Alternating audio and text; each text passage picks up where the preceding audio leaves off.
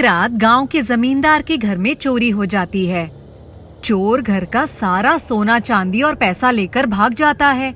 अगली सुबह जब जमींदार को पता चलता है तो जमींदार अपना सर पीट लेता है। जमींदार पुलिस स्टेशन जाता है और अपनी रिपोर्ट लिखवा कर आता है। पुलिस सारे गांव में पूछताछ करती है लेकिन उन्हें कुछ भी नहीं पता चलता। जमींदार बहुत ही बुरा और बेईमान आदमी रहता है, इसलिए गांव वाले खुश हो जाते हैं कि अच्छा हुआ उसके घर में चोरी हुई। जमींदार को गांव वालों पर ही शक रहता है कि गांव वालों में से ही किसी ने उसके घर में चोरी की है। चोरी होने के बाद जमींदार के घर की स्थिति बहुत ज्यादा खराब हो जाती है। उसके पास खाने पीने तक का कुछ नहीं रहता। लेकिन जमींदार देखता है कि जब से उसके घर में चोरी हुई है तब से गांव वालों की स्थिति सुधरने लगी है। वे गांव में जाता है और गांव वालों से बात करता है। मुझे पता है कि मेरा पैसा तुम लोगों में से ही किसी ने चुराया है। मुझे अपने आप बता दो। नहीं, हमें नहीं पता कुछ भी इस चोरी के बारे में। हमने आपकी चोरी नहीं की है। मैं देख रहा हूँ जब से मेरे घर में चोरी हुई है तब से तुम लोगों की स्थिति बहुत अच्छी हो गई है। मुझे लगता है तुम लोगों में से ही कोई एक चोर है। जमींदार फिर से पुलिस को लेकर गांव में आता है और एक एक घर की तलाशी करता है।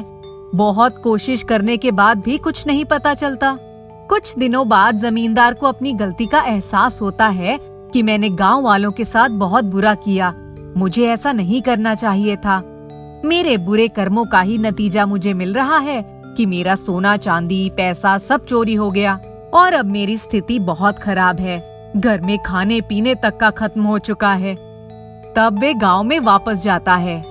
आज मैं आप सब लोगों से माफी मांगने आया हूँ। घर में चोरी के बारे में बात नहीं करने आया हूँ। अच्छा हुआ जो मेरे घर में चोरी हुई, क्योंकि मेरे पास जो पैसा था पूरा बेईमानी का था। मैंने आप लोगों को बहुत दुख दिया है। कृपया करके मुझे माफ कर दें।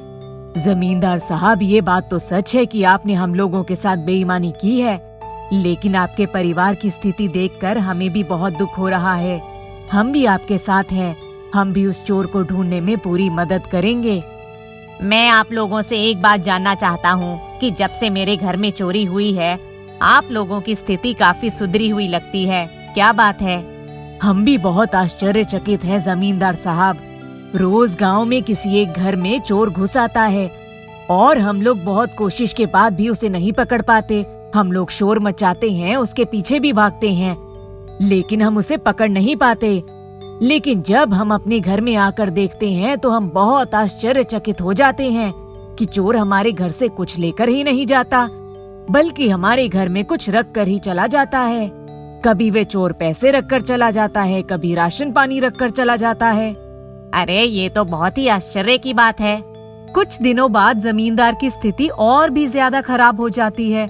उसकी स्थिति भी गांव वालों जैसी ही हो जाती है।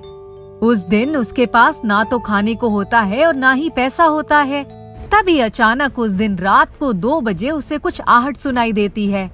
उसे लगता है चोर दोबारा उसके घर में घुस आया है और वे लाठी लेकर उसके पीछे भागता है, लेकिन चोर निकल जाता है। वे उसे पकड़ नहीं पाता। वे घर वापस आकर देखता है तो आश्चर्यचकित हो जाता है। घर में कुछ पैसे रखे होते हैं और खाने का सामान रखा होता है। वे अपने बच्चों को और अपनी पत्नी को उठाता है और खाना खिलाता है। अगली सुबह वह गांव जाता है और गांव वालों को इस सब के बारे में सब कुछ बताता है। अगले कई दिनों तक ऐसा ही चलता रहता है। कभी जमींदार के घर में पैसे मिलते हैं, कभी खाना मिलता है और कभी कपड़े मिलते हैं। इस बीच जमींदार को अपनी गलती का एहसास बहुत अच्छे तरीके से हो जाता है कि ये सब उसके बुरे कर्मों के कारण ही हो रहा है। उसी रात उसे अपने घर में दोबारा आहट सुनाई देती है, लेकिन अब उठकर भी नहीं देखता। वह सोचता है कि वही चोर होगा और जो कि कुछ ना कुछ रखकर चला जाएगा और वे उसे पकड़ भी नहीं पाएगा, तो उठने का क्या फायदा। और लेटे लेटे ही अपनी पत्नी और बच्चों से कह देता है कि अगर थोड़ी देर बाद तुम लोगों को भूख लगी हो तो देख लेना, शायद रसोई में खाना रखा होगा। थोड़ी देर बाद जमींदार की पत्नी उठकर रसोई में जाती है और चिल्लाती हुई वापस आती है। अरे उठो, उठो, जल्दी उठो और मेरे साथ रसोई में चलो। अरे क्या हुआ? अरे आप चलिए तो सही, मैं आपको बताती हूँ। जमींदार घबरा जाता है। कहीं चोर हमारे बचे कुचे बर्तन आदि सामान भी तो नहीं ले गया? अरे नहीं, आप मेरे साथ चलो तो सही।